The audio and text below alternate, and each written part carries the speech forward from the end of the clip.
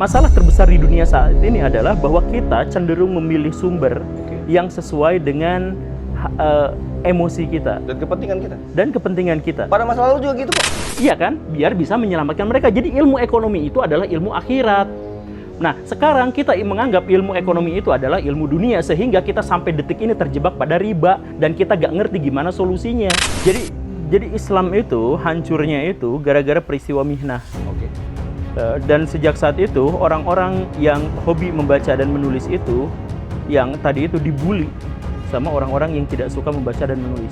Yang tadi itu, yang ada kelompok Hanabilah tadi. Kelompok Hanabilah itu, setiap siapapun yang berbeda dengan mereka bisa dibunuh. Maka sebenarnya kita harus sebut bahwa baik Sunni maupun Syiah itu dua-duanya mengambil sumber-sumber yang keliru. Wow.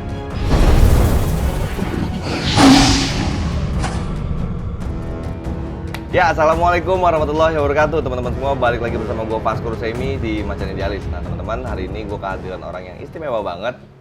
Ya, beliau ini sekarang mulai rame nih. Banyak beberapa konten-konten kreator besar yang ngundang beliau.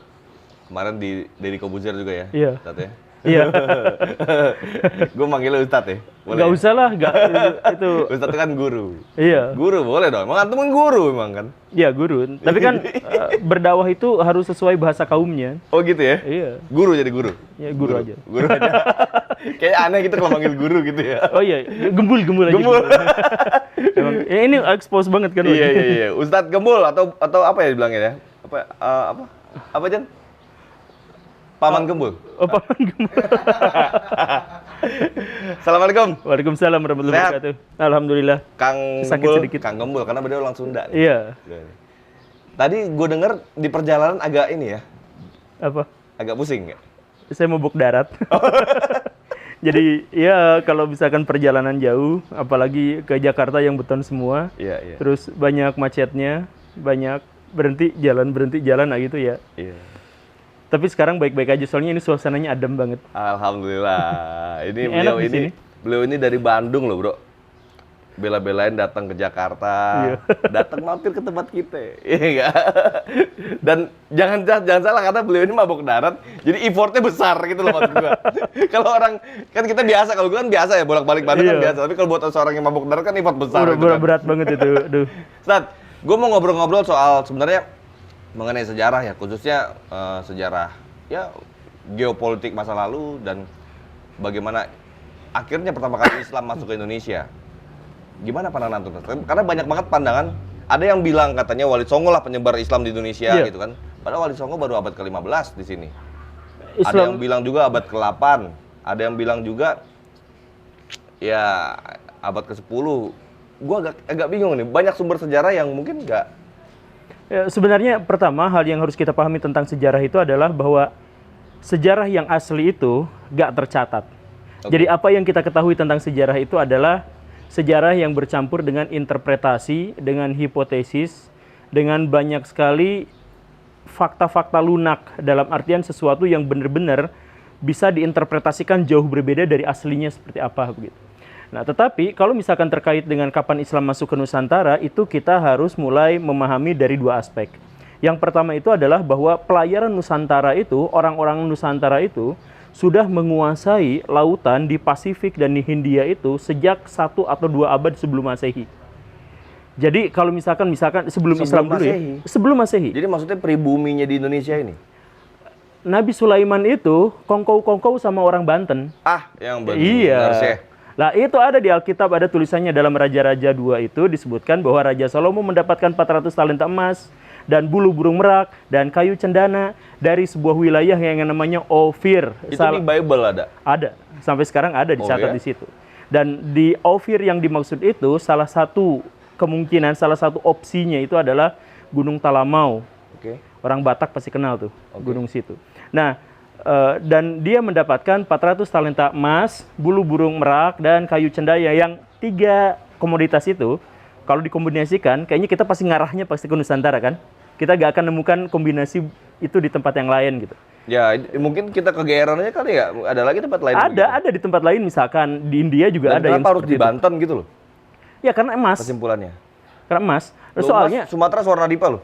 Iya, nah emas itu wilayah yang Nah, tapi ada satu yang unik yang terkait dengan masalah itu adalah bahwa beberapa ribu tahun sebelumnya itu ada sebuah kerajaan di Mesopotamia yang sekarang para ilmuwan menemukan banyak sekali guci-guci tanah liat yang di dalamnya banyak fosil cengkeh.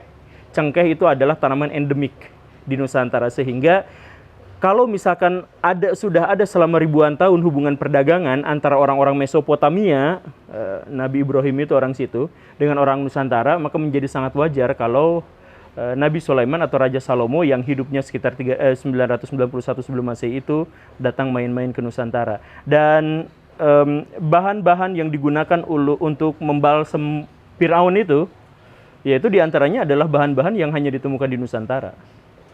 Nah, jadi sebenarnya kita itu, tapi itu saya katakan ya, itu semuanya baru hipotesis. Yang menjadi fakta kerasnya itu adalah bahwa seluruh kapal layar kayu di seluruh dunia itu blueprintnya itu adalah dari Nusantara. Itu pasti.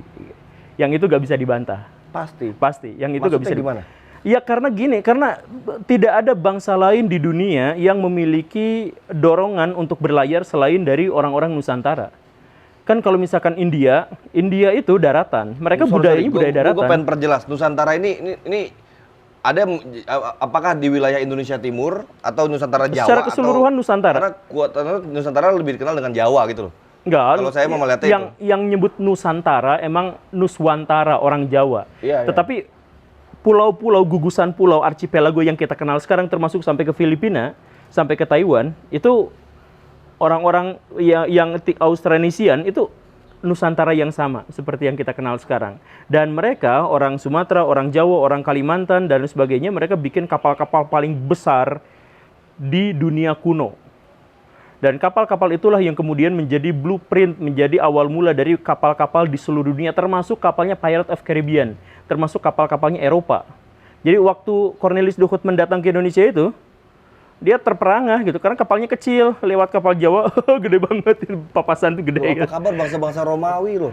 Iya, jadi bagaimanapun orang-orang Romawi memang memiliki budaya melaut misalkan, orang apa, tetapi tidak ada yang memiliki motif lebih besar daripada kita. Karena kita itu, kan wilayah geografis kita itu terdiri dari lautan yang paling tenang sampai lautan yang paling buas.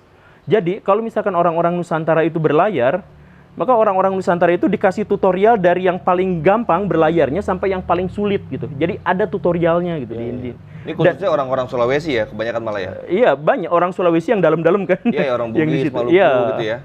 Iya, makanya sana jelajah wilayah Indonesia itu udah sangat luas sebenarnya, pelaut-pelaut kita itu.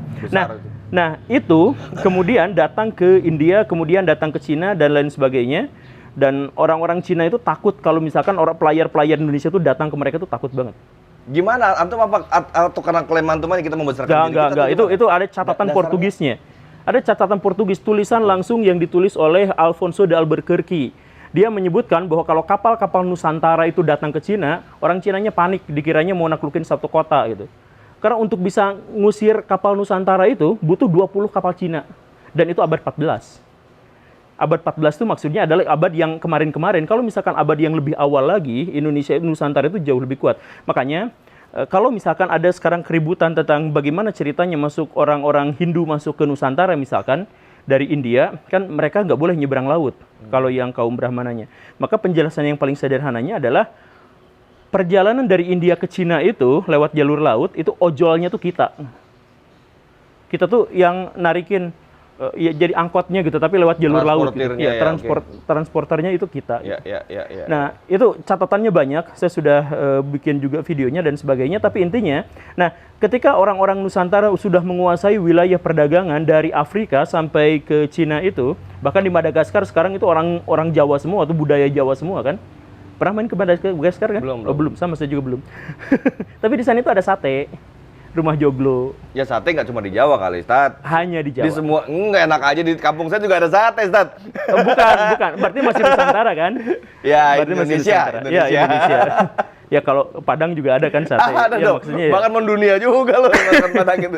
Ya, nah tapi itu khas. Bagaimanapun. Nah, karena orang-orang Nusantara itu sudah masuk ke wilayah sampai ke Laut Arab dan sebagainya, dan di situ banyak, Maka di zaman Utsman bin Affan, pertama kali dalam sejarah Islam bikin angkatan laut.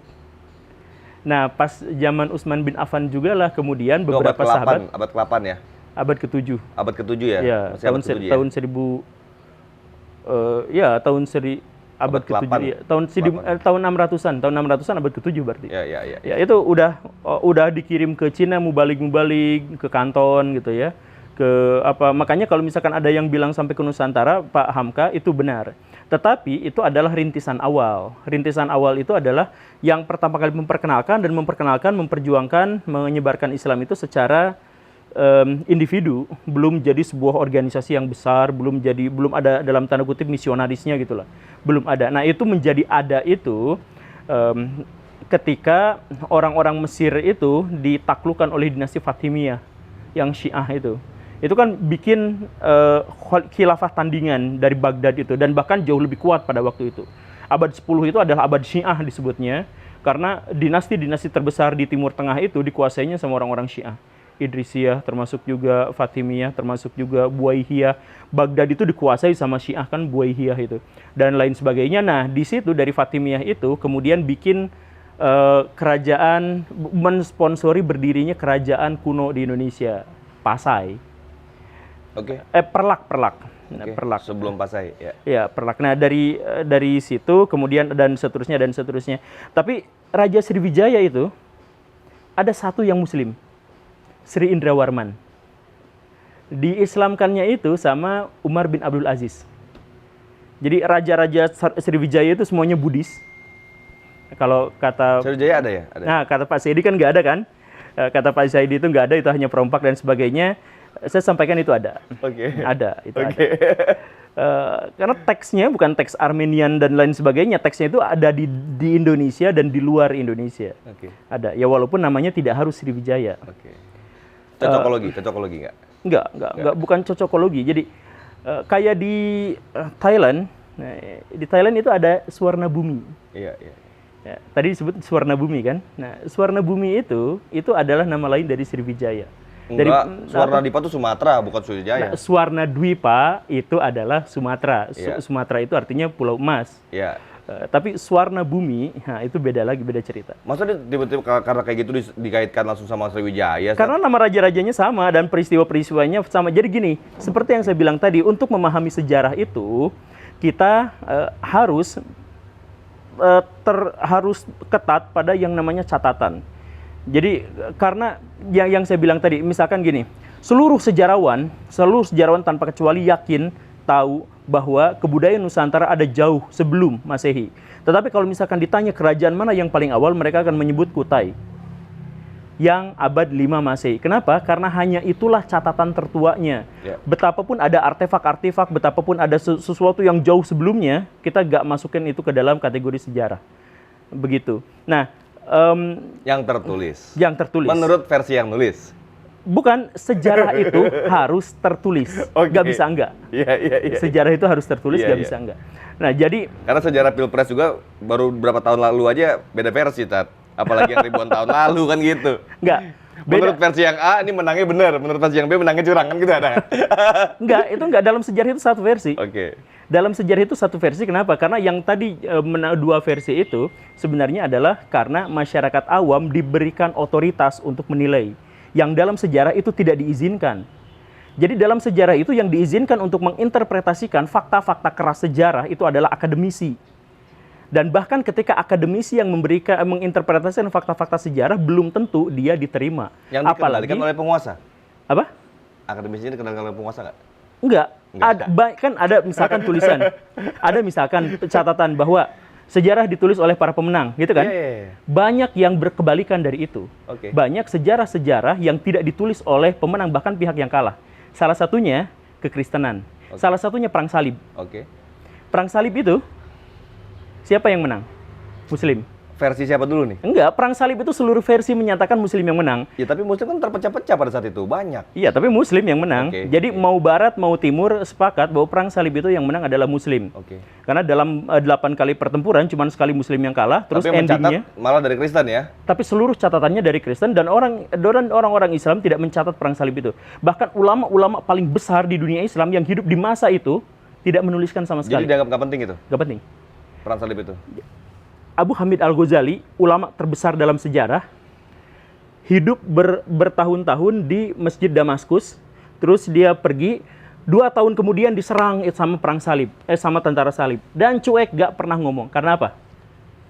Karena perang itu gak penting. Karena perang itu, kalaupun mau, Muslim itu seharusnya bisa menghancurkan. Karena serangannya itu hanya didukung oleh sekitar 150.000 prajurit Kristen, pasukan Muslim pada waktu itu ada 4 juta.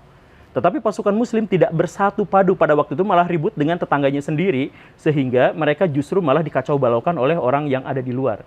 Inilah yang kemudian nanti Salahuddin Al-Ayyubi dianggap sebagai pahlawan. Oleh siapa? Oleh orang Kristen, bukan oleh orang Islam. Kenapa bisa Aku bukan orang ini, orang Islam. Orang Islam juga menganggap beliau juga pahlawan, Ustaz. orang Mesir hanya pada waktu itu?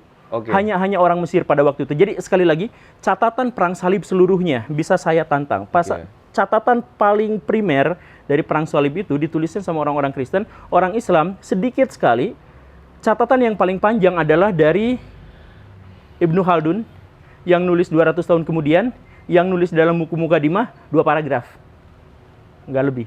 Ya. Nah. Antum hanya menemukan 2 paragraf itu aja yang Ibnu Khaldun tulis ya? Ya, makanya Tapi sebentar, saya potong sedikit, Ustaz. Maaf ya, Ustaz. Ini kita sambil diskusi aja brainstorming, Ustaz. Maksudnya gini, konon katanya di Jazirah Arab itu, pada saat itu kan dianggap menulis itu justru nggak penting. Orang yang menulis itu dianggap bodoh. Ini ada juga versi yang lain gitu, Ustaz. Bahkan karena mereka itu punya keahlian yang memang kecerdasannya tingkat tinggi. Jadi semuanya versi dihafal, semuanya versi cerdas lah gitu loh secara otak. Itu juga di beberapa daerah di Indonesia ini, di wilayah Indonesia dulu itu juga ada yang begitu gitu loh. Bahkan yang menulis itu orang-orang yang justru malah, ini katanya, justru malah lemah dari sisi penghafalan. Iya. Dianggap begitu katanya begitu. Emang? Mungkin nggak pada saat itu Muslim ya udah nggak tulis, tapi kita tahu semua detailnya seperti enggak. ini gitu. Justru dibalik. Oke. Dibaliknya itu dalam kondisi pas Arab kedatangan Islam. Jadi pas Arab sebelum Islam itu memang ada beberapa orang yang malu sekali bahwa dia itu punya kemampuan untuk mencatat. Biasanya orang yang punya kemampuan mencatat dan membaca itu adalah orang-orang yang berinteraksi dengan orang Romawi dan orang Persia. Iya. Di antaranya adalah Utsman bin Affan yang tadi itu punya kemampuan untuk menulis dan membaca, tetapi banyak Dan di situ Quran dibukukan.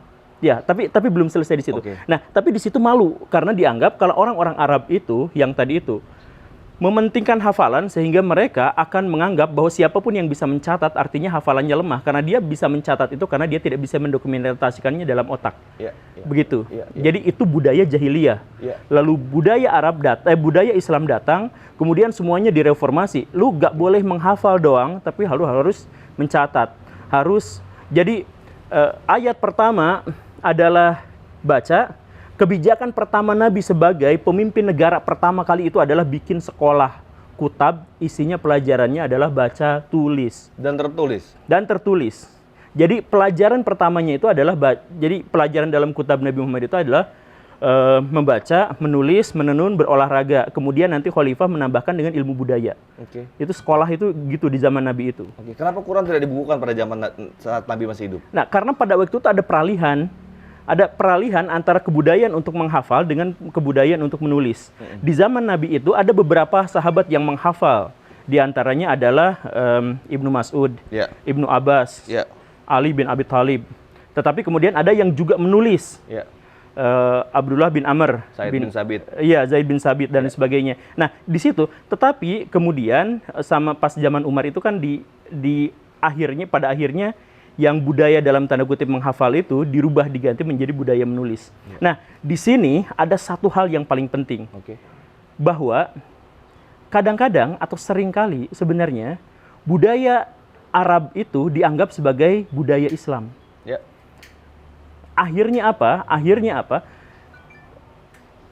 Sekarang orang-orang Islam itu banyak menghafal, padahal aslinya orang Islam itu mengubah budaya hafal menjadi budaya baca tulis. Ya.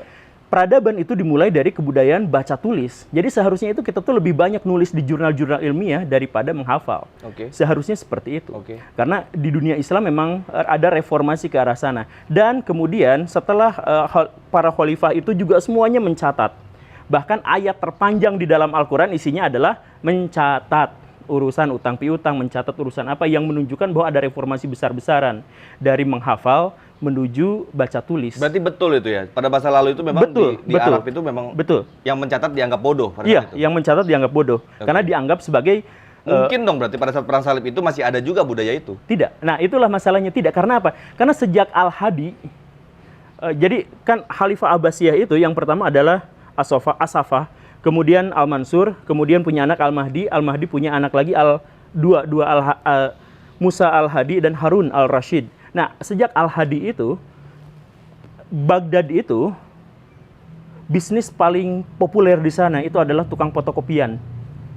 Fotokopian manual. Oke. Jadi kitab-kitab dari seluruh dunia dia ambil, bahkan ada yang dicuri untuk disalin. Jadi setiap pagi itu penuh sekali dengan kertas sampah-sampah kertas yang langsung diambilin, sore penuh lagi diambilin lagi. Makanya pernah kan dengar Imam Syafi'i itu belajar waktu kecilnya itu setiap pagi atau setiap akhir pekan itu dia datang ke kantor wali kota, minta kertas bekas. Di situ mencatat semua. Jadi buku Imam Syafi'i yang pertama itu sebelum akhirnya hilang gitu ya, sebelum akhirnya hilang, itu kan pakai kertas-kertas bekas dari istana wali kota. Kan begitu. Jadi sebenarnya budaya membaca dan menulis itu sudah benar-benar pekat sejak zaman Al-Hadi, kemudian Harun Al-Rashid, sampai zaman Salahuddin Al-Ayyubi itu semuanya pekat sekali budaya menulisnya. Nah, tetapi setelah Salahuddin Al-Ayyubi terjadi satu degradasi, yaitu pintu ijtihad pada waktu itu dipaksa atau terpaksa ditutup karena banyak sekali sengketa dan pertentangan antar mazhab. Khususnya yang paling kuat pada waktu itu adalah Hanabilah melawan Hanafiyah, yang sekarang sebenarnya sudah damai, tetapi di zaman dulu pertikaiannya itu bisa sampai bunuh-bunuhan. Kalau misalkan pernah tahu Ibnu Jarir At-Tabari, ulama terbesar dalam sejarah di dunia tafsir.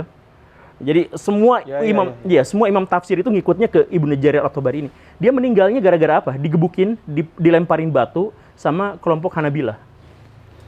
Kan perbedaan mazhab pada waktu itu benar-benar ekstrim gitu. Nah, karena perbedaan mazhab itu menjadi ekstrim, maka Salahuddin Al-Ayyubi pada waktu itu berpikir, kalau nanti umat Islam diberikan keleluasaan lagi untuk membangun mazhab baru, kemudian bikin syarah-syarah dan sebagainya, maka pertikaian semacam ini tidak akan selesai. Maka mulai dari sekarang, mazhab yang 4 saja yang diterima, yang lain jangan. Itulah yang kemudian nanti mencoba dibongkar lagi oleh Jalaluddin Rumi. Bukan. Jadi Jalaluddin Rumi. Jamaluddin Al-Afghani, kemudian Abduh Rashid Ridho Al-Bana dan sebagainya itu kita berusaha untuk kembali ke peristiwa yang sebelum penutupan pintu ijtihad itu. Kan sebenarnya di situ. Nah, sebelum penutupan pintu ijtihad itu, budaya kita adalah budaya baca tulis. Setelah penutupan itu, kita kembali menghafal kitab-kitab lama. Jadi budaya hafalan itu kemudian muncul lagi setelah itu. Nah, jadi kalau tadi misalkan kan tadi pertanyaan di awalnya itu adalah apakah sejarah kita pada waktu itu memang pas perang salib itu tidak dituliskan gara-gara mengingat? Bukan.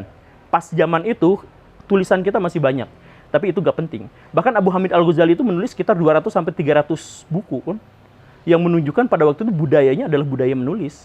Beliau itu rektor, beliau itu dosen ngajar di depan mahasiswa, dan bahkan dosen-dosen atau universitas-universitas yang sekarang itu kan simbol-simbolnya dari Muslim, yang pakai toga digini-gini itu kan semuanya tradisi dari sana, dari Nizamiyah atau orang NU nyebutnya Nidomiyah gitu.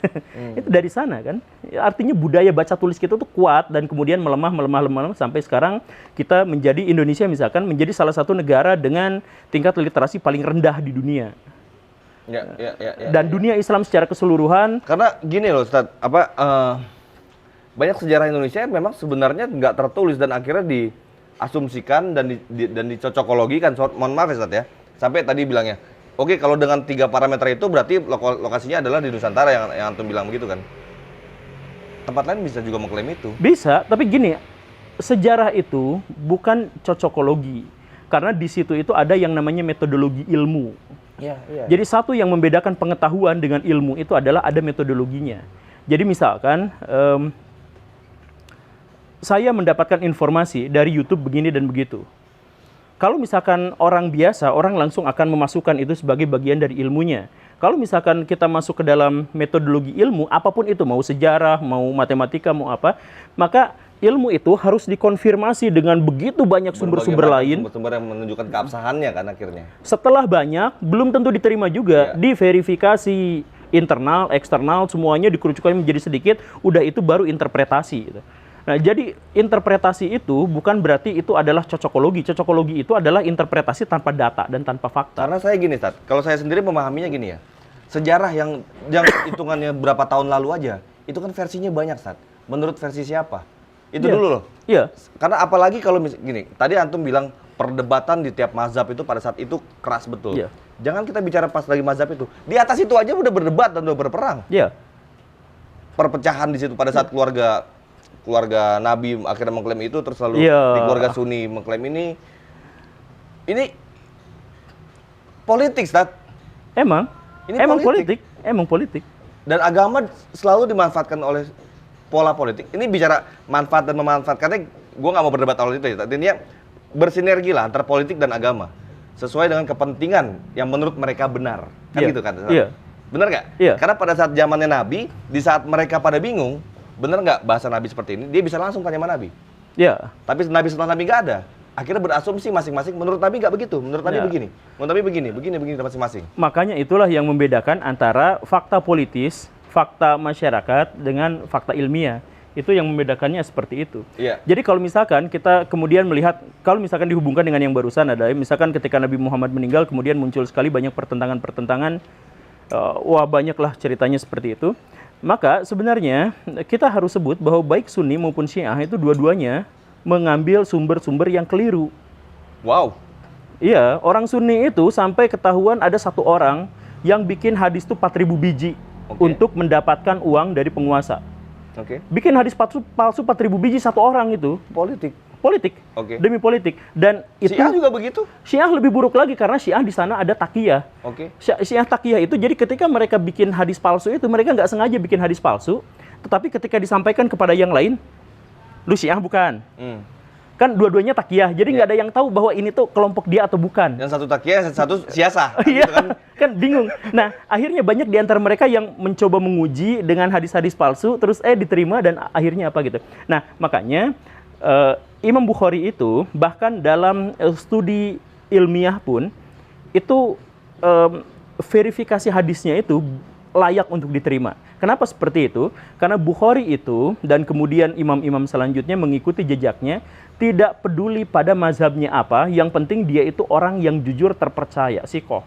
Jadi di Bukhari itu ada sekitar 190 perawi Syiah masuk ke situ, orang Khawarij masuk ke situ, orang Mu'tazilah masuk ke situ, gak jadi masalah karena kata Bukhari, saya gak ikut pada perdebatan-perdebatan mazhab di antara mereka, saya objektif saja. Kalau menurut saya dengan istikharah saya dan sebagainya, dengan istihad saya, maka dia itu benar perkataannya dengan kriteria-kriteria yang dia buat, ya udah saya terima dan saya tutup kuping soal dia itu mazhabnya apa dan sebagainya gitu.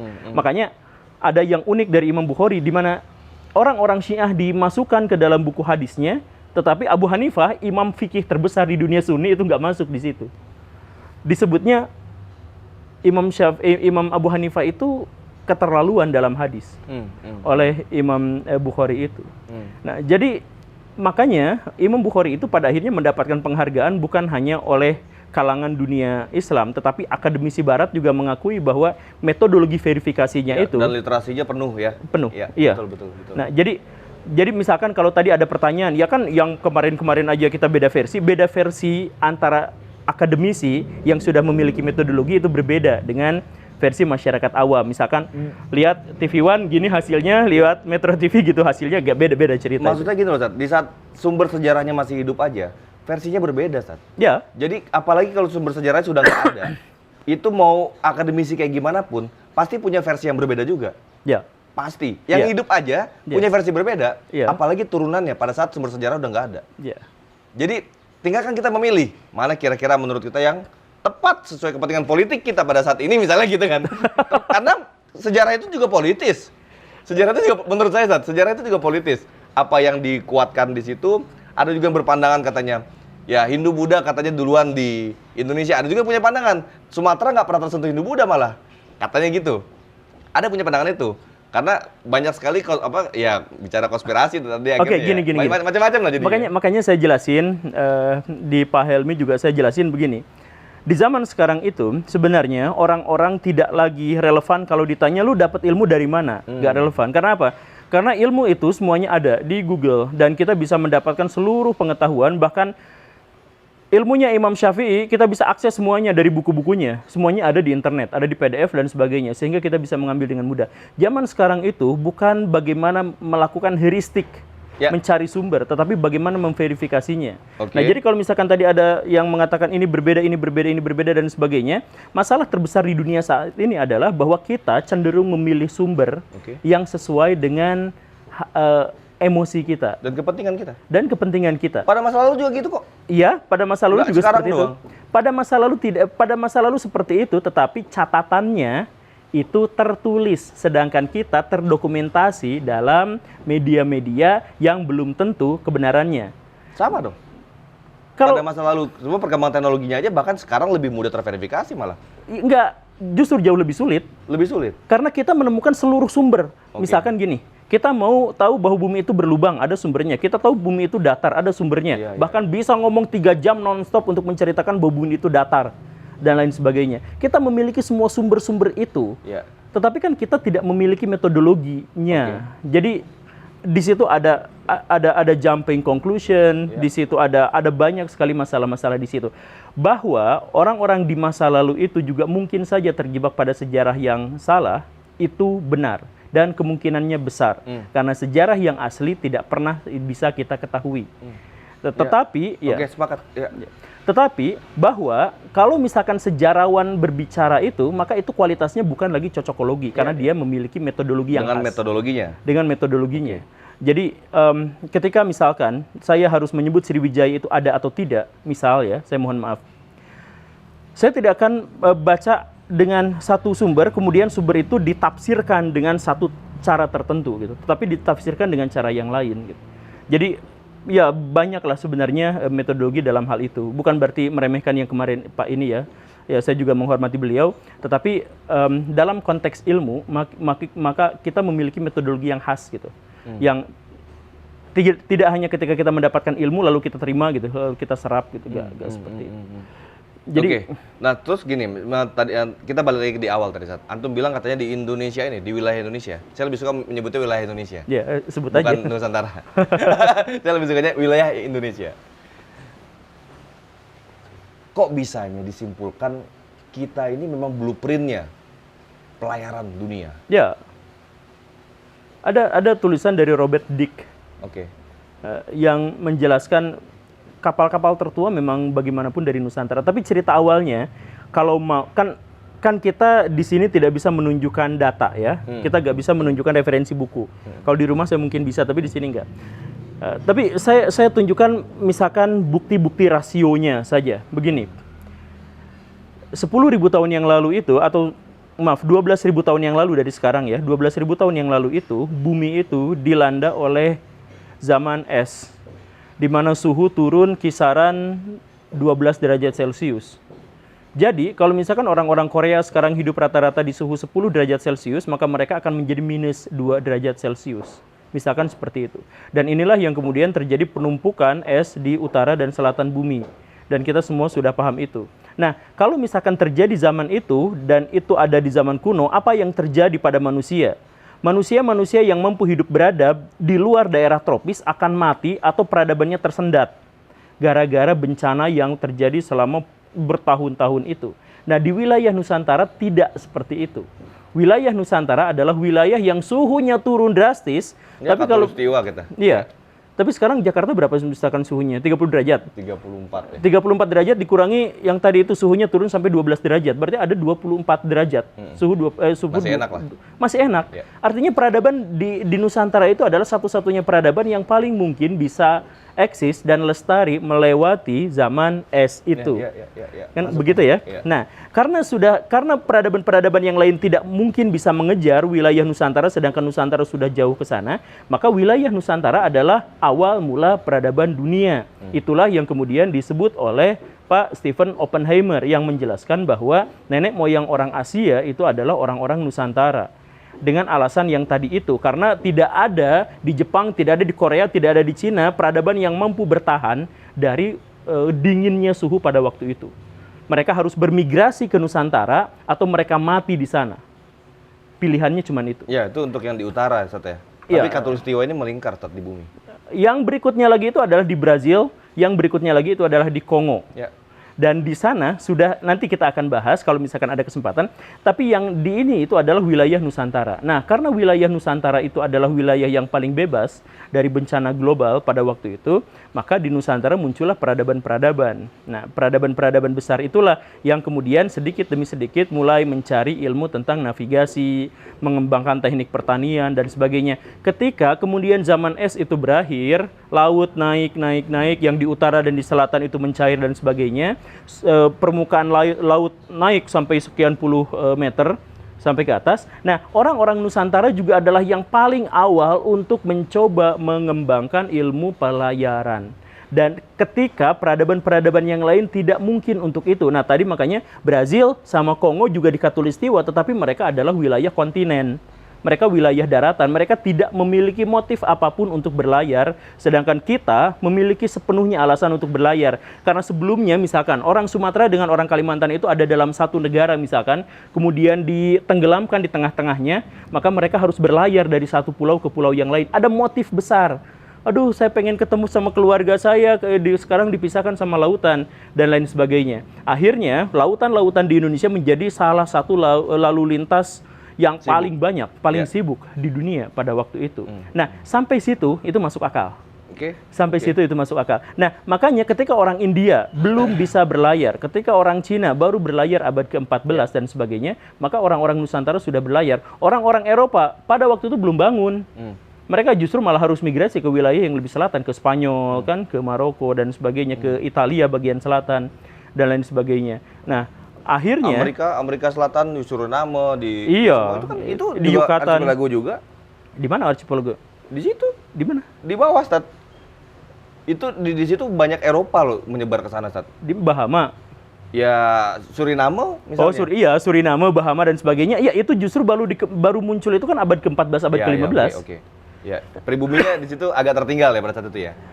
Mereka sempat maju tapi kemudian mereka gagal untuk bisa bertahan dari invasi virus dari Eropa. Jadi hilangnya sama virus. Ini balik lagi, Ustaz. Tadi diskusi kita agak loncat-loncat tadi ya. Iya, dari tadi loncat. Tapi emang gue kebiasaannya gitu. Nanya kadang ini loncat ke sini gitu, Ustaz. Untuk gue bisa lebih memahami apa yang ada di dalam kepala antum ini, Ustaz. Siap. Jadi gini, tadi kan antum bilang, kalau memang di Indonesia, di Islam itu budaya menulis itu sudah direformasi. Budaya menghafal itu sudah direformasi menjadi budaya menulis gitu ya. Nah, tapi kenapa? Ini menarik juga, Ustaz. Kenapa kalau kita mau bicara ilmu pengetahuan, sedikit kita yang punya Nobel atau penghargaan-penghargaan yang lain? Iya. Jadi Islam itu hancurnya itu gara-gara peristiwa mihnah. Oke. Dan sejak saat itu orang-orang yang hobi membaca dan menulis itu yang tadi itu dibully sama orang-orang yang tidak suka membaca dan menulis. Yang tadi itu yang ada kelompok Hanabilah tadi. Kelompok Hanabilah itu setiap siapapun yang berbeda dengan mereka bisa dibunuh. Ceritanya sebenarnya panjang. Kalau misalkan mau sejak awal kita temanya ini, saya bisa bahas ini temanya. Tapi gara-gara itu, akhirnya orang-orang Islam itu sedikit demi sedikit kehilangan tradisi untuk membaca dan menulis. Kebanyakan malah menulis syarah. Jadi misalkan kitab Sirah, Bukhari, ya? bukan sirah, sarah. Komentar atas buku ini. Misalkan komentar atas Bukhari, komentar apa, kemudian muncul Fathul Bari dan lain sebagainya. Jadi buku-buku Islam generasi itu berbeda dengan generasi yang sesudahnya. Jadi waktu orang Islam menulis ta'limu ta'lim itu adalah ketika budaya Islam itu udah runtuh. Beda dengan ketika orang-orang Islam itu misalkan nulis Bidayatul Hidayah, itu beda banget. Semuanya dari mulai sastranya, dari mulai preferensinya, penulisannya itu benar-benar beda banget. Ya, buku terakhir dunia Islam yang akademik banget itu, kalau misalkan di dunia Sunni itu, Mukadimah yang tadi itu, yang Ibnu Khaldun itu. Kalau di dunia Syiah lebih lama bertahannya, tetapi tetap juga kan tenggelam. Nah, kenapa bisa kenapa bisa tenggelam gitu? Karena umat Muslim itu pada akhirnya lebih mencintai urusan-urusan dunia yang praktis daripada suka pada hal-hal yang rasional. Jadi misal begini nih ya, ini sederhananya begini, satu faktor belum di antara sekian banyak faktor. Orang Islam zaman sekarang, kalau misalkan nabinya dibuatkan karikatur, dijelek-jelekin, apa yang kita lakukan? Demo, ngelemparin ke dubes Prancis. Karena apa? Marah. Marahnya boleh nggak? Boleh. Nah, maka di dunia zaman dulu itu tidak seperti itu. Kita marah, tapi apa yang kita lakukan? Kita berpedoman pada Quran dan Sunnah. Berpedoman pada Quran dan Sunnah itu adalah kalau kamu disakitin, maka satu, kemungkinannya adalah maafkan. Dua, balas dengan seimbang, dengan setimpal, jangan berlebih-lebihan. Begitu. Jadi, kalau misalkan orang Prancis bikin kayak gitu melalui media-media massa mereka, maka orang Islam harus wajib mengimbangi. Maafin dulu dong. Katanya Iya, kalau mungkin. Oke, maafin dulu. Jangan harus langsung perang gitu kan. Iya. Oke lah, maafin dulu. Tapi kalau misalkan tidak seperti itu, maka harus melawan dengan yang seimbang atau yang setimpal. Berarti kita harus menguasai media dulu, kita harus menguasai dulu ilmu satir, kita harus menguasai apa dan sebagainya. Nah, tapi kan menguasai media dan sebagainya itu waktunya panjang.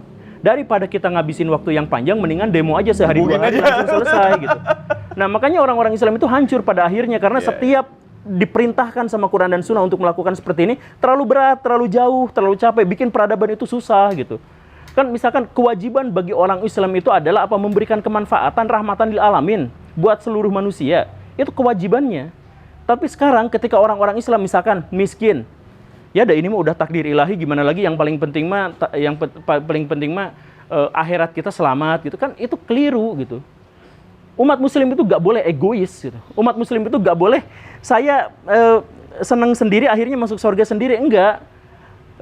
Nabi Muhammad itu udah dikasih surga sejak awal. Kalau mau surga aja. Tapi Nabi Muhammad memutuskan untuk menyelamatkan manusia sebanyak-banyaknya dulu gitu. Jadi kalau misalkan kita mau masuk surga bukan gara-gara amalan pribadi kita, bukan apa, tapi kayalah sekaya-kayanya, bantu fakir miskin, orang-orang yatim, janda dan sebagainya. Setelah itu baru boleh mati, silakan. Berikan dulu kemanfaatan kepada masyarakat. Kalau tidak memberikan kemanfaatan pada masyarakat, pendusta agama. Kan disebutnya begitu. Itu dalilnya jelas, ayatnya jelas. Kita hafal tapi kita nggak mau melakukannya. Itu yang jadi masalahnya di dunia Islam itu seperti itu. Kita tuh egois. Jadi nggak usah kaya, nggak usah berilmu itu, dan itu akan dibawa ke akhirat dan sebagainya. Itu kan pikiran-pikiran yang justru menghancurkan umat Muslim. Dan itu dimulainya dari Ghazul Fikri. Jadi kalau misalkan tahu tulisannya rakyat Aceh, Senokur Gronje itu, bagaimana cara menaklukkan rakyat Aceh? Gimana caranya? Jadi orang-orang Belanda itu kemudian bilang, oh Aceh sini, lu gak usah mikirin politik, gak usah mikirin duit. Yang penting mah dikasih duit buat bikin musola, dibikinin pesantren. Itu Belanda yang bikin. Dan gak lama setelah itu Aceh bisa dikalahkan. Aceh adalah negara yang paling lama bertahan dari perang melawan Belanda, tapi akhirnya bisa dihancurkan ketika mereka disekulerkan, dikotomikan pendidikannya. Jadi ini ilmu agama itu fikih, hadis, nahu, sorob, balago, dan sebagainya. Ilmu dunia itu matematika, fisika, ini nggak akan bisa ke akhirat, cukup untuk di dunia saja. Itu kehancurannya itu. Padahal sejak awal yang bikin psikologi siapa, yang bikin ilmu musik bahkan siapa, kan Al-Farabi. Do, re, mi, fa, sol itu kan Arab, tulisan Arab, dikembangkannya dari dunia orang-orang Islam gitu.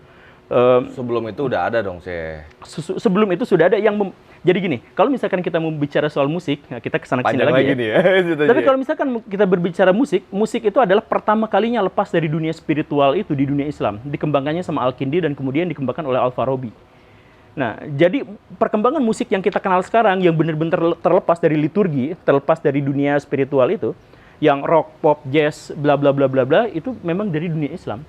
Musik sudah ada jauh sebelumnya, tetapi yang memunculkan bentuk seperti sekarang itu adalah ini. Kenapa? Karena orang-orang Islam di zaman dulu itu tidak pernah dikotomis, tidak pernah sekuler, tidak pernah kalau misalkan ini belajar ini nanti masuk surga, kalau belajar itu dunianya sukses tapi akhirat belum tentu gitu. Makanya sekarang dunia Islam itu kalau bikin sekolah Islam, isinya apa? Pelajaran-pelajaran dunia ditambah pelajaran-pelajaran akhirat disatuin, akhirnya boarding school. Siswa-siswa capek dari SD masuk sekolah dari jam 7 keluar baru jam 4 atau jam 3. Karena apa? Pelajarannya banyak. Pelajaran agama sama pelajaran dunia. Itu kacaunya. Kalau misalkan kita belajar dari tradisi Nabi, kutab itu, ilmu budaya itu disebut sebagai ilmu akhirat. Karena dengan kita menguasai ilmu budaya, kita bisa berdakwah. Dakwah itu urusan akhirat. Kan Islam itu gak pernah ada polarisasi, gak pernah ada pemisahan yang seperti itu. Masalahnya akhirnya apa, dunia Islam itu kacau seperti sekarang. Islam pada saat Rasul masih hidup ya? Iya, Islam saat Rasul masih hidup sampai zaman Abbasiyah awal itu masih seperti itu. Abbasiyah awal udah kali Ustaz. Abbasiyah awal Zaman Rasul masih hidup masih udah perang juga kok sebenarnya itu. apa? Tapi karena ujungnya bisa didamaikan oleh Rasul. Iya, kan itu iya. sebenarnya Ustaz. Iya, tapi kan di zaman Rasul itu jahiliyah versus Muslim kan sebenarnya. Tapi maksudnya yang dikotomi tadi itu, yang pemisahan dunia dan akhirat itu, bahkan Iya, pas zaman Al-Ghazali yang hidup tahun 1100, beliau itu meninggal tahun 1111. Pas zaman itu saja Al-Ghazali masih nulis bahwa ada ilmu dunia, ada ilmu akhirat. Dia nulisnya gini nih, ada ilmu dunia, ada ilmu akhirat. Ilmu dunia itu apa? Fikih, ilmu dunia itu. Ilmu kalam, itu ilmu dunia. Ukhuwah Itu ilmu dunia semuanya. Kalau gak ikhlas. Matematika itu ilmu akhirat. enggak ikhlas. Oke. Matematika itu ilmu akhirat. Ya. Filsafat itu ilmu akhirat. Jadi yang membedakan ilmu dunia dan akhirat bukan pelajarannya apa, tapi bagaimana kita kontak dengan Tuhan dengan ilmu itu. Oke. Menarik. Nah, budaya itu hancur kan sekarang?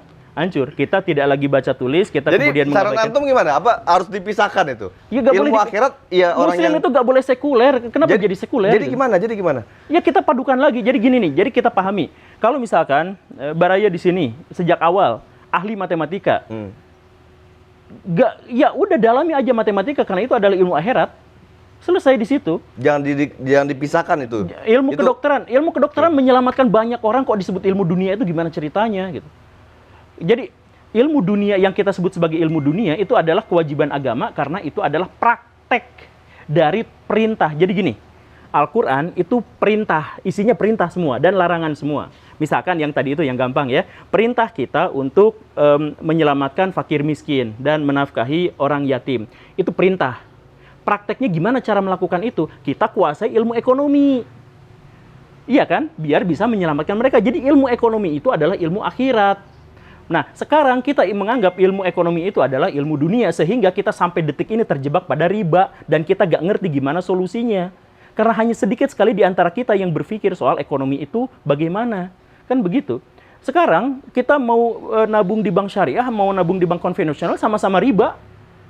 Karena kita kacau, ilmunya kalau mau rusak. makin dalam lagi pakai uang rupiah riba juga ntar kelanya. Jadi gitu dong. Makanya standar itulah. ganda dong tadinya. Bukan standar ganda, ya itu awal mulanya itu adalah dari gara-gara kita dikotomi dalam ilmu. Iya. Gara-gara kita tidak berani beristihad dalam ilmu. Gara-gara Oke. coba kalau misalkan ditanya, Iya. misalkan ekonomi Islam itu bagaimana? Referensinya ulama abad 10.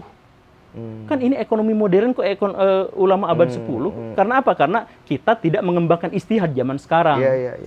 Oh, istihad banyak ulama-ulama yang beristihad. Ya kan itu nggak dipakai. Ulama-ulama yang sekarang yang beristihad dalam ekonomi, siapa yang kemudian digunakan? Oke, Ustadz Safi Antonio. Ya, misalkan. Cerdas beliau itu. Iya, betul sekali. Iya. Apakah negara menggunakannya? Menggunakan ide-idenya? Kayaknya Adakah belum. negara Islam yang menggunakan ide-idenya? Kan tidak. Ya, masalahnya kan di situ. Jadi akhirnya apa? Kita menggunakan ekonomi syariah dari pernyataan Al-Mawardi, pernyataan Al-Ghazali, pernyataan yang ulama-ulama zaman dulu. Karena apa? Karena di zaman dulu mereka berani ijtihad, sekarang kita tidak berani ijtihad. Padahal ijtihad kewajiban agama. Menarik. Jadi maksudnya jangan juga kita pisahkan antara ilmu akhirat. Tapi kan gini loh, Ustaz. Nanti di saat kita mempelajari ilmu dunia itu, gue kok kurang sepakat menyebut ilmu akhirat ya. Ilmu agama sebenarnya, Ustaz. Ya, ilmu agama. Ilmu agama. Maksud ilmu agama itu lebih kita memperdalami Quran dan hadis tadi kan. Oke. Secara dasar. Iya. Itu ilmu dasar sebenarnya, Ustaz. Dasar Quran dan hadis. Turunannya adalah ilmu dunianya gitu loh, Ustaz. Bukan turunannya. Quran dan hadis itu teorinya, Teorinya. aplikasinya. Aplikatifnya ke Iya. ilmu dunia. Berarti Iya, kan begitu. satu paket nih kan. Ya, satu paket. Berarti untuk mempelajari ilmu-ilmu matematika, fisika dan lain-lain itu pelajari dulu Quran dan hadisnya. Pelajari dulu perintahnya yang ada di situ. Iya, Quran dan hadis Iya, dong. iya, Berarti kan pelajari iya. dulu Quran dan hadisnya. Baru antum bisa mempelajari untuk tidak belok ke arah yang situ, misalnya gitu loh. Belok ke arah yang mana? Jangan sampai misalnya gini, yang kita pelajari bukan Quran dan hadis, tapi kita mempelajari basic tertentu dan akhirnya ilmu dunianya tadi, matematika dan lain-lain itu kiblatnya ke sana, bukan ke perintah yang ini. Kiblatnya kemana? Semua kiblat ilmu itu Tuhan. Betul, Semua kiblat ilmu itu Allah. Gak ada satupun ilmu yang tidak diturunkan sama Allah, itu nggak ada. Betul, itu udah pasti Tat. Iya. Itu Jadi gak mungkin kita misalkan berkiblat pada arah yang mana. oke. Semua kiblatnya ilmu itu dari Allah. Oke. Maksud saya gini, Tat. Di saat Quran dan hadis memerintahkan kita untuk mengaplikasikan apa yang diperintahkan tersebut, Ya. tandanya kita kan harus mempelajari dulu Quran dan hadisnya. Iya, tentu Iya kan? saja. Kalau kita belum mempelajari Quran dan hadisnya, langsung kita mempelajari yang aplikasinya, bisa offset nggak? Gini nih, Al-Quran dan hadis itu perintah. Iya. Dan hal pertama dari perintah itu adalah sami'na wa ata'na. Iya. Sami'na wa ata'na itu adalah kita butuh belajar gak? Iya, belajar. Enggak. Terima apa adanya. Jadi gini nih ya, di dalam Islam itu ada yang harus kita pahami bersama antara pengetahuan dengan kepercayaan. Oke. Kepercayaan itu tidak boleh diketahui karena itu jadi musyrik. Oke. Pengetahuan juga nggak boleh dipercayai karena itu juga menjadi musyrik. Misalkan seperti ini, ramalan ya musyrik, ramalan cuaca nggak jadi musyrik. Kenapa? Karena itu pengetahuan. Jadi apa yang dimaksud dengan pengetahuan dan apa bedanya dengan kepercayaan? Apa bedanya coba? Ya, pengetahuan yang sudah bisa diteorikan pada saat Bukan. ini. Yang dimaksud dengan pengetahuan itu adalah informasi yang ada dalam benak kita terkonfirmasi secara indrawi. Jadi maksudnya, saya tahu bahwa ini tuh empuk. Dari mana saya tahu? Saya mengkonfirmasinya secara indrawi. Sudah diteorikan. Benar? Sudah begini. Bukan teori sebenarnya, bahkan belum konseptual. Belum konseptual.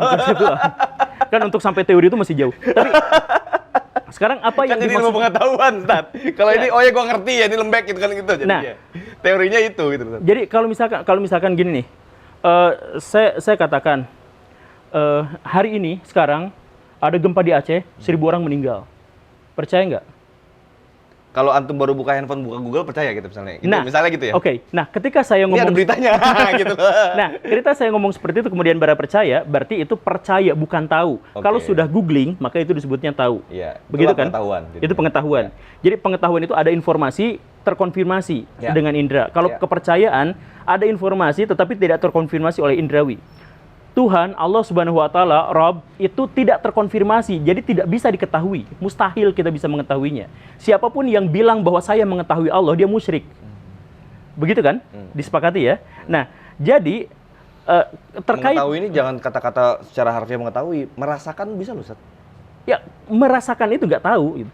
Merasakan tuh nggak tahu. Merasakan itu nggak tahu. Jadi di dalam otak itu ada dua fakultas, yaitu Oke. rasa dan akal. Kalau mau difakultatifin, Iya. Jadi kenapa gini, harus digituin? karena teorinya gini, ini dari Sat, sorry ya, gue agak Nggak apa-apa, ada nggak apa-apa. potong-potong. abisin aja. Iya. Ini di Al-Ghazali itu dalam bantahannya terhadap filsafat tahafut al-falasifah ya. Nah, dia itu nulis begini. Jadi dan kemudian dikembangkan dalam bukunya yang Munkiz Minad Dolal itu. Jadi raja dari segala sesuatu dalam tubuh itu adalah hati. Hati itu apa? Kehendak. Jadi hati itu bukan perasaan. Kan kita nganggapnya jangan pakai akal doang, pakai hati juga. Hati yang dimaksud adalah perasaan. Kata Al-Ghazali bukan, hati itu bukan perasaan, hati itu rajanya, hati itu kehendak. Jadi saya mau makan, itu hati. Maka akal akan mencari makanan dan rasa akan mengklarifikasi memverifikasi apakah makanan yang saya makan itu layak atau tidak. Jadi ada rasa, ada akal. Akal itu aktif, rasa itu pasif. Nah, seperti itu. Kalau misalkan kita mengalami pengalaman-pengalaman spiritual, itu pasif. Harus dikonfirmasi dengan pengetahuan. Kalau enggak, nanti kayak ada pengalaman-pengalaman, misalkan saya naik ke sorga, saya bertemu dengan Jibril, yang Lia Eden dan lain sebagainya yang seperti itu kan perasaan. Perasaan itu harus dikonfirmasi dengan akal pikiran. Baru akhirnya dipercaya dua-duanya itu kalau misalkan udah ini kayak gitu.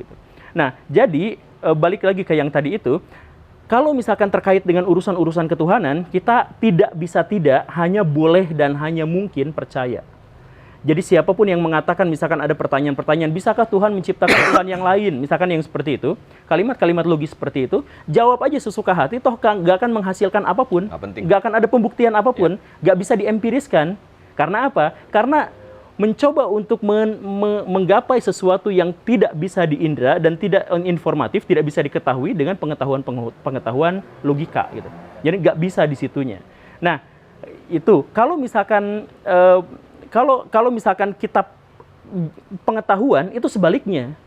Jadi ilmu pengetahuan itu tidak boleh kita percayai, harus benar-benar kita ketahui. Jadi misalkan ada ilmu penerbangan. Kalau berangkat dengan kecepatan segini, dengan posisi pesawat seperti ini, maka akan terbang. Nah, itu ilmu atau bukan? Kalau kita cuma percaya, itu namanya percaya. Tapi kalau kita sudah masuk ke dunia itu dan merasakannya, melihatnya secara indrawi, maka itu jadi pengetahuan. Nggak harus indrawi kalau itu, Sat. Apa? Nggak harus indrawi berarti pengetahuan itu. Yang sudah bisa dibuktikan pada saat teori kita pahami. Teori yang kita pahami. Pada akhirnya, pada Nggak harus akhirnya, indrawi dong. bukan, nggak di situ sebenarnya. Kuncinya itu adalah pada akhirnya Al-Ghazali sendiri membantah itu. Oke. Membantah itu dalam Munkid Minadolal itu. Dia katakan begini, masalahnya adalah kita tidak mungkin bisa mengetahui apapun. Kita hanya bisa percaya. Karena apa? Karena bahkan indrawi kita itu dusta tiap hari. Ya, oke. Berarti nggak harus indrawi. Bukan nggak harus indrawi. Bukan harus. Oh gitu, oke.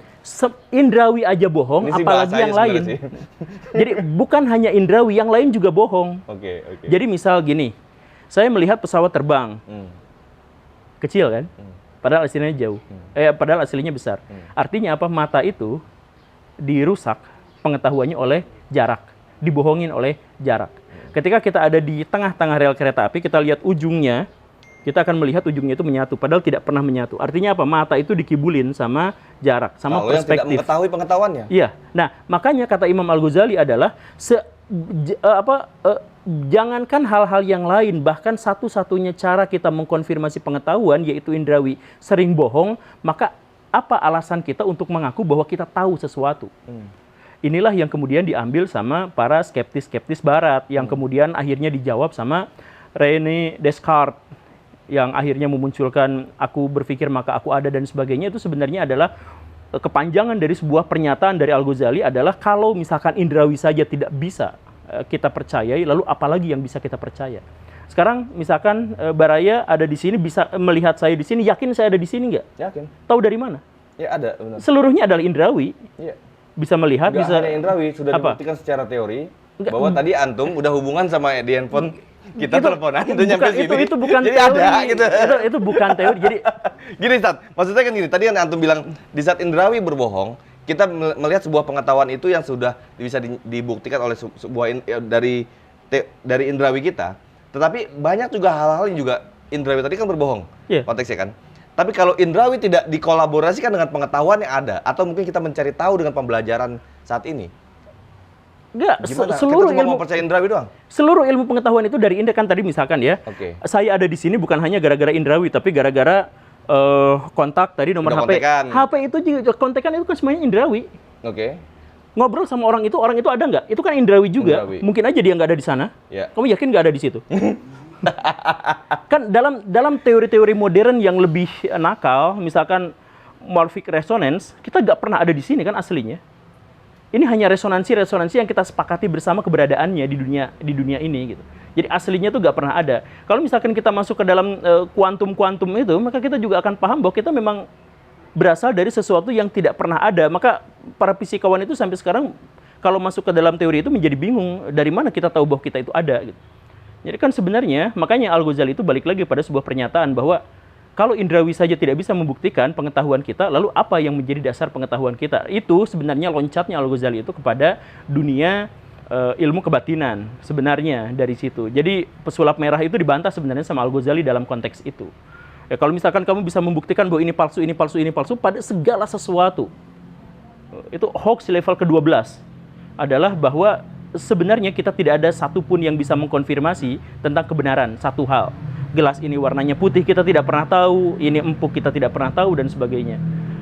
Begitulah. Untuk memahami tahu itu arti apa dulu maksudnya, Sat? Ya tahu ini itu lebih dalam lagi nih, dalam nih. Iya, makanya yang saya bilang tadi itu tahu itu adalah adanya informasi dalam benak yang terkonfirmasi secara indrawi. Itu yang dimaksud dengan tahu. Nah, tetapi kata Al-Ghazali bahkan tidak ada sesuatu yang bisa dikonfirmasi secara indrawi.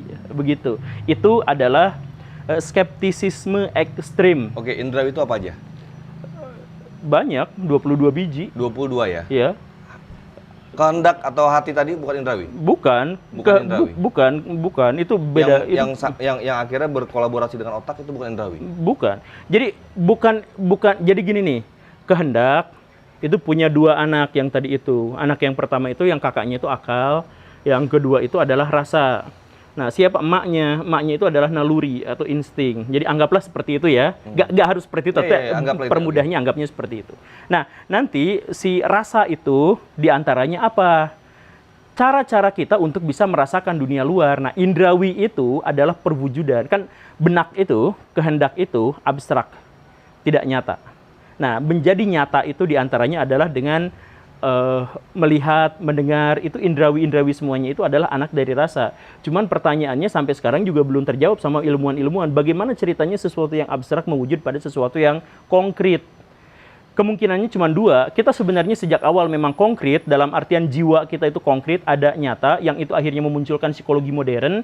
Ada juga yang mengatakan bahwa kita sebenarnya tidak pernah ada. Tidak pernah ada di dunia nyata. Inilah yang kemudian memunculkan teori-teori fisika yang berlebihan gitu, dan lain sebagainya. Tapi ini bermulanya dari yang tadi itu. Bisakah sesuatu yang abstrak, kehendak, akal, benak, itu memunculkan sesuatu yang konkret?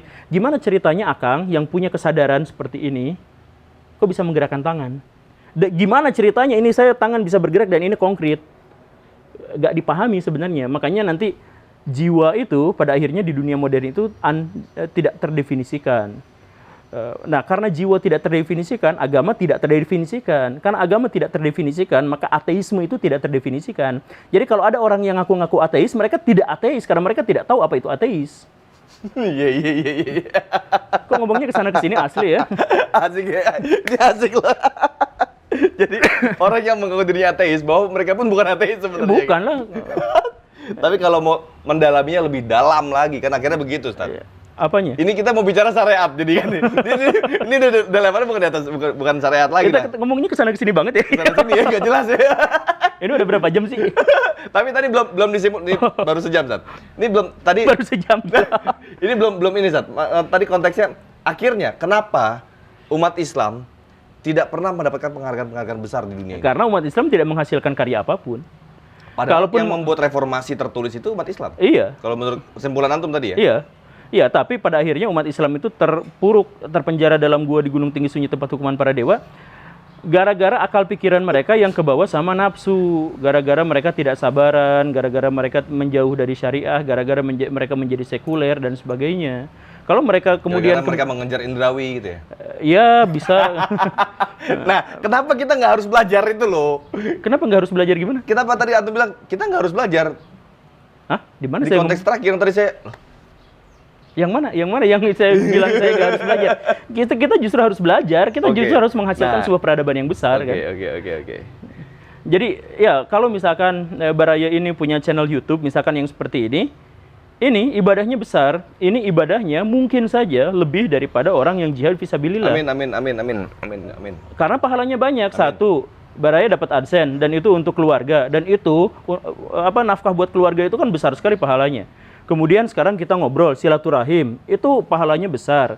Kemudian dari sini ada memunculkan banyak sekali ide-ide yang akhirnya memunculkan, terus banyak hater yang menghujat kita, jadi dosa kita berkurang gitu.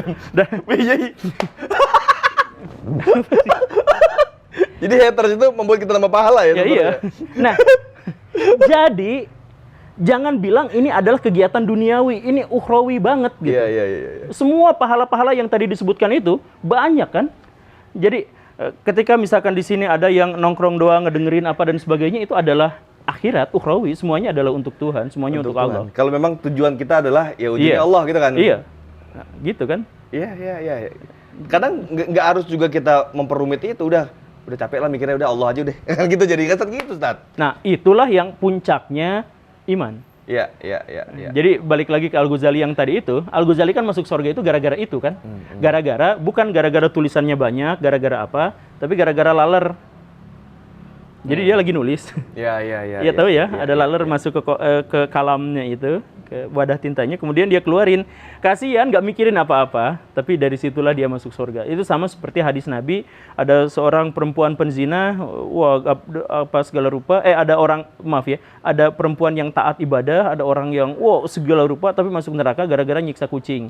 Ada seorang yang jahat, yang ya ibadahnya juga jarang, belang betong, tetapi ketika dia melihat anjing kehausan, dia beri minum. Nah, doif itu katanya hadis itu. Apanya? Katanya hadisnya doif itu. Tapi banyak.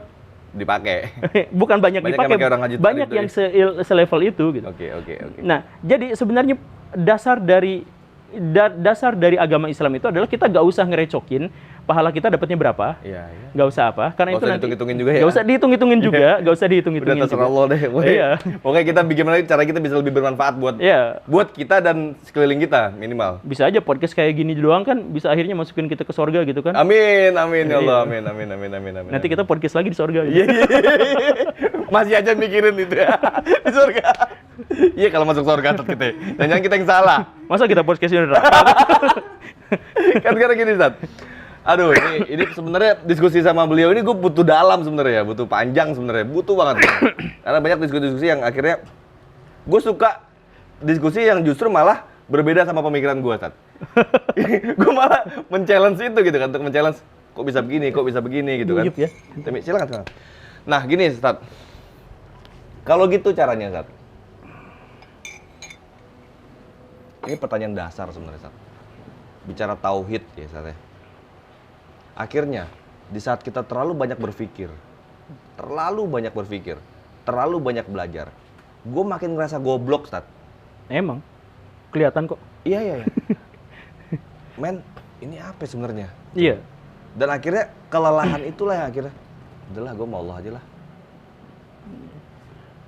Gimana cara kita yang nggak harus gitu dulu gitu loh maksud gue? Ya harus gitu dulu justru. Ya, untuk sampai ke puncak iman itu, berarti kita harus masuk rasio dulu. Kalau misalkan kita beriman tanpa rasio, berislam tanpa pengetahuan, itu kan jahiliyah. Kan orang-orang jahiliyah itu ketika dikasih tahu tentang begini dan begitu, ya nggak apa-apa kan, saya hanya mengikuti yang bapak ibu saya lakukan, gitu kan. Jadi ilmu tanpa iman tanpa rasio itu ya kayak gitu ya, itu makanya namanya jahiliyah. Tetapi jadi habisin dulu dalam rasio, ketika rasio udah mentok baru disitulah iman. Makanya jangan kayak, saya mohon maaf ya, jangan kayak dukun. Jadi iman itu disimpan di bawah rasio, harusnya rasio dulu udah mentok baru iman. Itulah yang dilakukan sama Ibnu Sina. Sampai Ibnu Sina dikatain kafir, murtad dan sebagainya, padahal endingnya itu Ibnu Sina kayak tadi ngomong kayak gitu. Dia di buku terakhir yang nggak sempet dia selesaikan itu, namanya hikmah masyrikiyah atau yang semacam itulah. Pokoknya hikmah dari timur ya dia sebutnya. Dia curhat di situ. Ternyata nyari Tuhan pakai filsafat itu pusing saya. Ternyata ada cara yang lebih mudah. Ya, cara yang lebih mudah itu apa? Dia mau menuliskan tapi dia kemudian meninggal. Dia mau menuliskan tentang dia bilang. Belum tertulis itu intinya. Meninggal duluan. Gara-gara salah minum obat. Tapi masa selain Ibnu Sina kan ada lagi ilmuwan-ilmuwannya akhirnya. Enggak, tapi ilmuwan yang lain juga kebanyakan seperti itu. Kalau misalkan kita lihat ya, salah satu ulama yang paling populer atau bukan paling dipengaruhi oleh Ibnu Sina, misalkan Mullah Sadra yang Syiah itu endingnya juga kayak gitu hidupnya. Saya sudah belajar Sunni, saya sudah belajar Syiah, saya sudah belajar ilmu fikih, saya sudah belajar apa-apa. Pada akhirnya saya menemukan Tuhan dengan cara yang sama sekali lain. Imam Al-Ghazali juga mengatakan yang seperti itu. Semua makanya Imam Al-Ghazali kan meninggal ketika dia buka HP kan? Ya. Ketika dia buka HP, iya. Imam Al-Ghazali meninggal itu kan ketika baca Bukhari itu. Ya karena ya pada akhirnya transendensi Tuhan itu bisa kita pahami dengan sesuatu yang lebih imanen gitu. Ternyata ketika kita mencari Tuhan dimanapun, ketika kita mencari Allah dimanapun, ternyata Tuhan selalu ada di situ dan selalu membukakan pintunya buat kita gitu. Cuman kitanya nggak nyadar. Makanya ada satu kutipan dari Rabi'ah Al-Adawiyah yang kemudian dikutip oleh Fakhruddin Attar. Dia katakan begini, jadi dulu tuh ada kayak gini, ada kumpulan-kumpulan gini. Ada seorang murid yang curhat sama gurunya. Saya muridnya curhat sama gurunya, di situ ada Rabi'ahnya. Saya murid curhat sama gurunya. Guru, kenapa sih saya tuh nggak pernah benar-benar diterima sama Allah. Saya maksiat lanjut terus, tapi gak ada dorongan untuk melarang, apa pokoknya saya merasa jauh gitu ya. Terus kata si gurunya itu berkata, terus-teruslah meminta, terus-teruslah berdoa, karena pintu itu pasti akan terbuka kalau kamu terus-terusan mengetuknya. Itu kata ustadznya gitu kan. Itu Robiah di dalam rumah marah itu. Woi, sejak kapan kamu, sampai kapan kamu akan mengatakan bahwa pintu itu akan dibuka? Emang sejak kapan pintu itu tertutup? Pintu itu selalu terbuka, rahmat Allah itu gitu. Selalu terbuka. Iya, kamunya yang belum masuk gitu.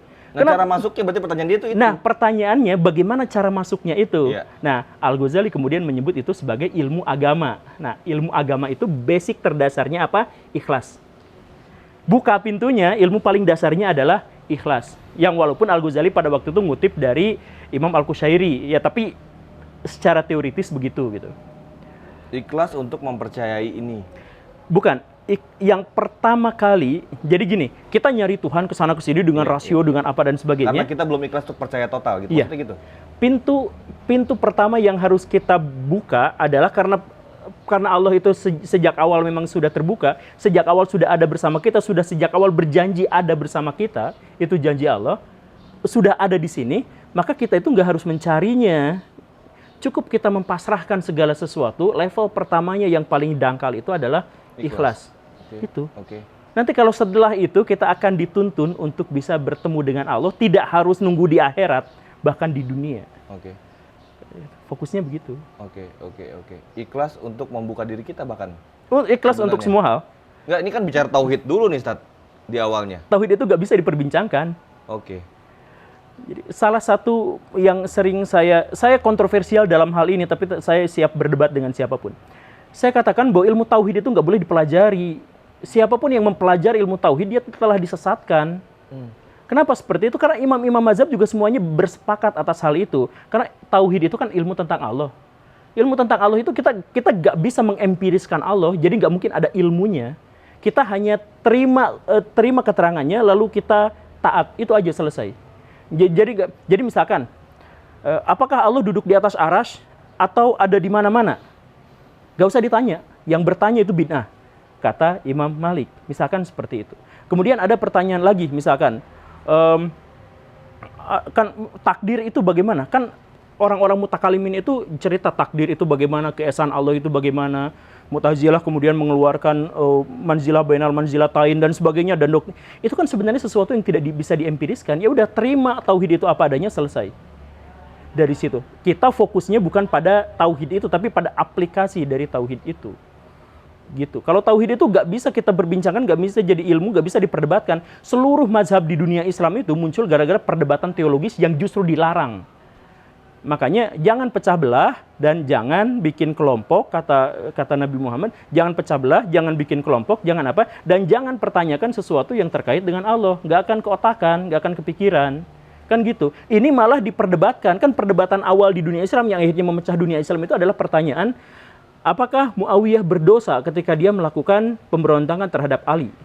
Itu kan pertanyaan takdir, itu dosa dan pahala itu hanya Allah yang tahu. Tapi gara-gara di situ muncul perdebatan itu, muncullah yang namanya Khawarij, kemudian muncul yang namanya Murji'ah. Dari situ kemudian muncullah yang Qadariyah, kemudian muncul Jabariyah. Dari situ dipadankan sama yang Asy'ariyah. Dari Mu'tazilah kemudian pecah jadi Asy'ariyah. Asy'ariyah mengembangkan Maturidiyah. Kemudian disatukan lagi sama Al-Ghazali menjadi Ahlus Sunnah wal Jamaah dan sebagainya. Perpecahan-perpecahan itu kan nggak harus ada kalau kita tidak mempertanyakan dan tidak mengilmukan tauhid. Ilmu tauhid itu nggak boleh diilmukan.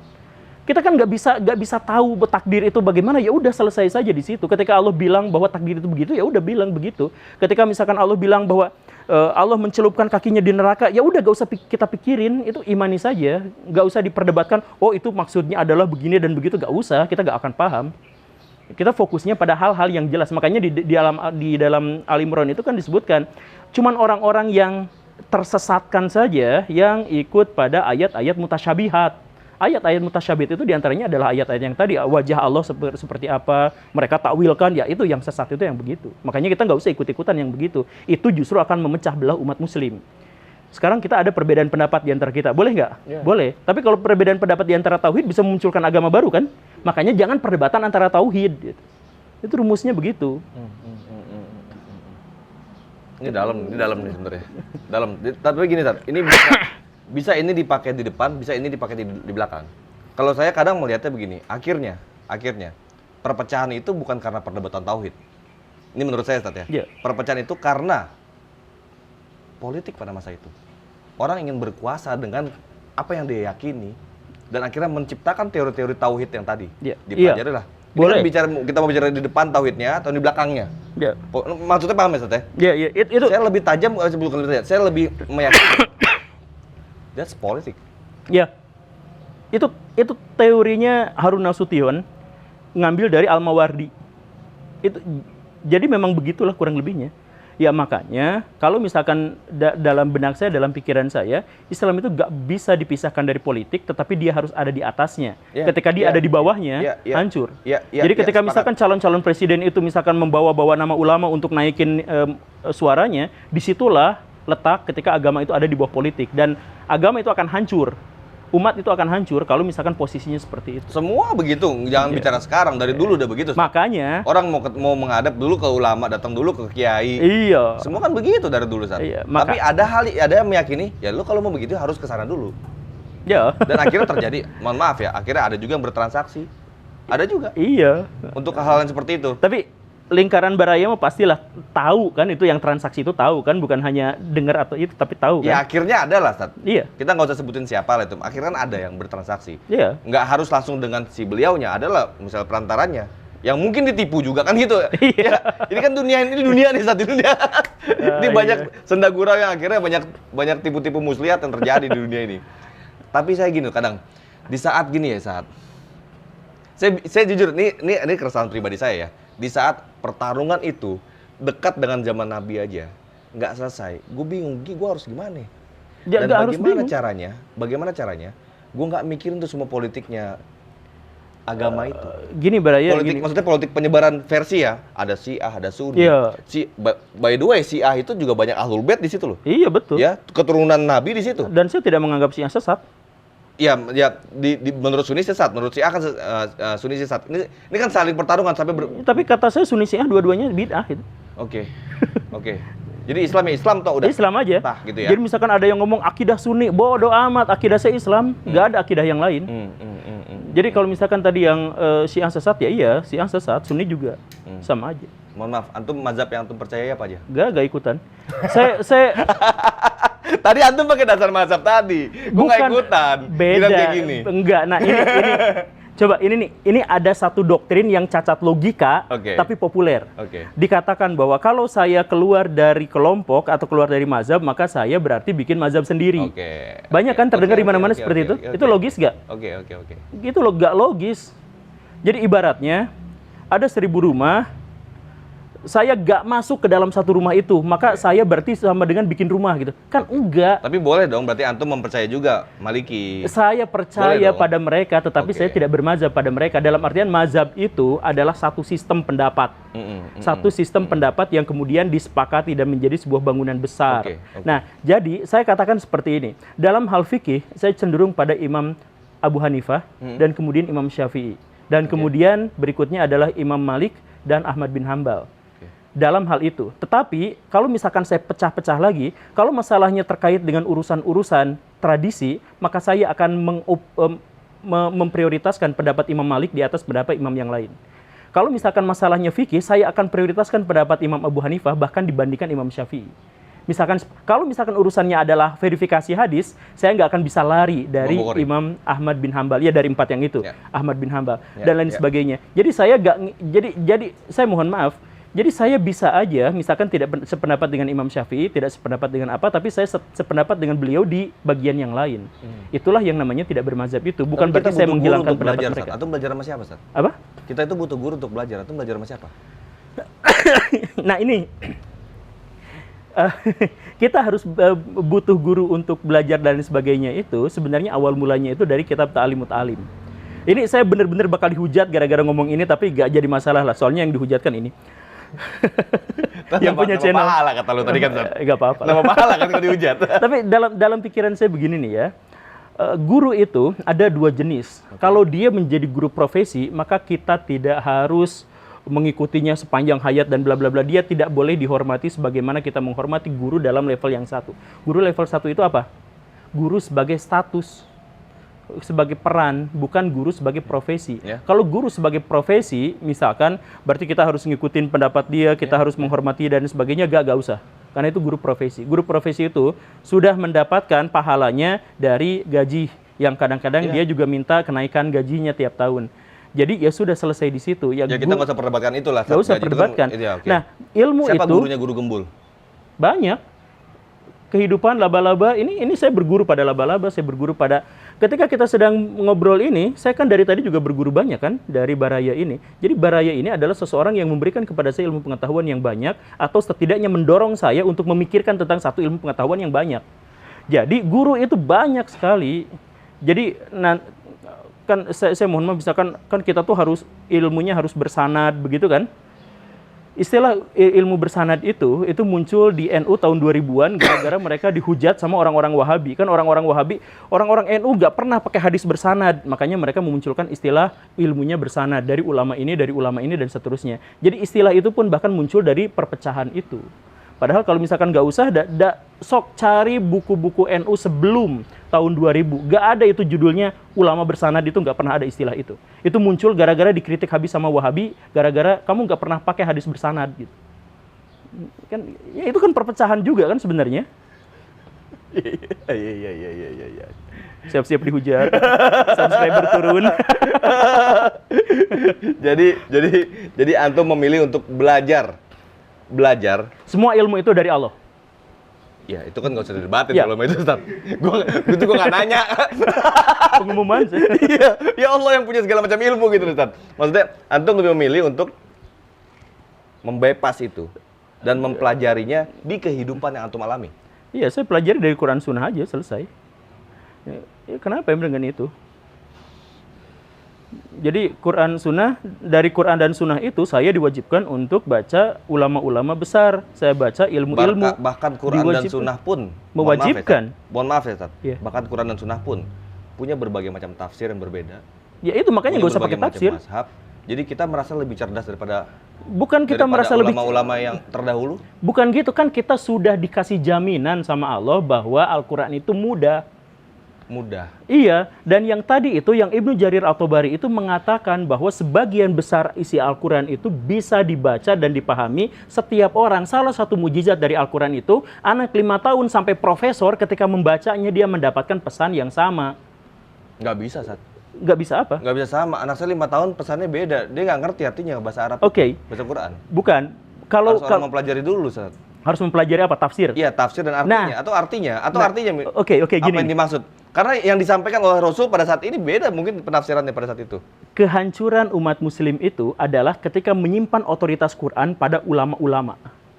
Jadi misalkan begini, di dalam Al-Quran ada teks kayak gini. Siapa lagi yang mau bisa, kalau bukan ulama, Ustaz? Siapa lagi? Bukan berarti, gini nih, kita tetap bergantung pada ulama, tapi kita tidak mensakralkan ulama yang dimaksud itu. Oke. Jadi misalkan gini ya, kita baca Quran, udah ngerti, ya udah selesai. Kalau misalkan nggak ngerti, kita tanya pada ulama ini. Kalau misalkan kita tidak sepakat dengan tafsiran ulama ini, nggak apa-apa. Tafsiran ulama itu bebas. Iya. Nah, sekarang bahkan dibalik kan. Sekarang bahkan otoritas ulama itu, jangan baca Quran sendirian. Nanti kamu sesat, nanti kamu gila, nanti kamu harus baca. Kan udah dijamin Al-Quran itu mudah. Itu Allah yang menyebutkannya, masa kita mau mengingkarinya? Kan nggak bisa. Jadi dibuat simpel aja, kita fokus pada aplikasi bagaimana cara kita beragama dengan gimana, Saat? Kita kalau misal Al-Quran itu bahasanya bukan bahasa Indonesia, emang bukan, ya kita ada terjemahannya yang oleh ulama-ulama di Indonesia kan. Ya balik lagi, berarti kan ke ulama juga ujungnya. Ikutin aja mereka tanpa kita harus mensakralkan dan mengkultuskan mereka gitu. Oke. Capek, kita ngesang ya, ngesang itu apa sih bahasa Jakarta? Ini menarik nih beliau ini. Guru gembul. Tat. Makasih banget ya, Ustaz ya. Siap. Kita diskusi begini, ini juga membuat gua akhirnya ingin terus memperdalam lagi, tapi gua gini sebenarnya, Ustaz ya. Ini hasil diskusi gua hari ini ya. Udahlah, gua capek, gua Allah aja udah gua berserah. Ya, yang penting sekarang lakukan. Karena banyak banget teori-teori yang ini di sini benar, bahkan menghalalkan darahnya masing-masing. Iya. Akhirnya. Iya. Teori yang benar itu menjadi salah kan kalau aplikasinya salah. Aplikasi salah. Iya. Komunisme itu benar sampai ketika mereka melakukan pembantaian. Kapitalisme itu benar 100%. Benar menurut siapa? Kan gitu loh, Ustaz. Ya benar lah. Coba misalkan Menurut siapa? menurut semua orang, Iya. bisa nggak kita misalkan gini nih, ini komunisme benar nggak kata ini nih? Masyarakat ideal itu adalah masyarakat yang tidak mengedepankan uang. Bahkan kalau bisa nggak usah pakai duit karena masyarakat itu sudah bisa memenuhi kebutuhan hidupnya dengan gotong royong dan kerjasama. Bener nggak? Uang ini apa dulu? Nggak usah pakai uang. Uang ini apa dulu? Nggak usah pakai uang. Oke. Nggak pakai uang, nggak usah pakai alat tukar gitu. Oke. Nah, kenapa bisa benar seperti itu? Karena itu didapatkan dari kebudayaan Nusantara kuno. Ya kan komunisme itu awalnya dari Nusantara kan? Kok komunisme dari Nusantara gimana sih? Semua antum Nusantara semua dikait-kaitin. Komunis kan di Asia Timur kan. Di sini ada nggak yang punya buku Das Kapital? Oke. Kalau ada, Nggak ada. Kalau ada, baca pengantarnya. Di dalam Das Kapital itu dikatakan bahwa Karl Marx itu mendapatkan referensi tentang masyarakat yang hidup, yang ideal versi mereka itu didapatkan dari kutipan. Judulnya adalah History of Java karya Thomas Stanford Raffles. Kalau Yang dia menuliskan pada tahun 1816 dan kemudian dilanjutkan pada 5 tahun kemudian setelah dia tidak menjabat sebagai gubernurnya. Dia menulis itu, jadi masyarakat ideal menurut Karl Marx Jawa, itu. bukan Nusantara. Jawa itu di Nusantara. Jawa itu di Pulau Jawa. Jawa itu di Nusantara. Jadi Di Nusantara itu wilayah Indonesia, ya? Iya, jadi Jawa itu bagian dari Nusantara itu. Karena gue nggak sepakat kalau kampung gue tempatnya komunis gitu loh. Enggak. Tempat pemahaman dasar awal mulai dibangunnya komunis gitu loh, Ustaz. Enggak, komunisme itu terinspirasinya emang dari situ. Di mana? Jawa. Iya. Oke. Dari situ. Dari Jawa kan? Emang Karl Marx-nya yang ngomong kayak gitu, Iya Pak? Jawa kan, Iya. Ustaz? Iya, jangan langsung digeneralin gitu loh semuanya. Orang marah. Kata orang Papua enak aja, gue nggak kenal komunis di sini, gitu kan gitu. Gimana kalau misalkan tradisi yang terjadi di Jawa juga terjadi di Sumatera? Iya, itu benar kalau Ya itu udah. ada. Kalau itu ada, oke. Gitu. Emang ada. Tapi kalau bicara asal usul, komunis itu kita spesifikin dong. Dari misalnya kalau kita ngambil teorinya Karl Marx tadi ya, dari Jawa, udah jangan di globalin dari ntar marah saat orang Aceh enak aja kata dia. Enggak dari sini kata dia. Iya, mereka marah itu karena mereka mengira komunisme itu jahat. Komunisme itu gak jahat sampai dia menjadi sebuah aplikasi. Kalau misalkan gak ada aplikasinya, gak jahat. Oke. Syiah itu, Wahabi itu, NU Persis apa segala rupa itu gak jahat kalau dia baru berupa sebuah gagasan. Ketika dia menggerakkan manusia untuk melakukan sesuatu, muncul. Iya. Kan begitu. Iya. Kalau Pancasila jahat. Termasuk yang menghancurkan yang menghancurkan kerukunan di Indonesia itu adalah orang-orang yang merah menafsirkan Pancasila dengan cara mereka, orang-orang yang putih menafsirkan Pancasila dengan yang mereka maui. Kan waktu, saya mohon maaf ya, waktu PDIP ribut sama Pak Habib Rizik, itu PDIP itu Pancasila ngomong-ngomongnya. Dan Pak Habib Rizik juga bilang Pancasila ngomong-ngomongnya. Iya kan? Iya, udah selesai, begitulah manusia.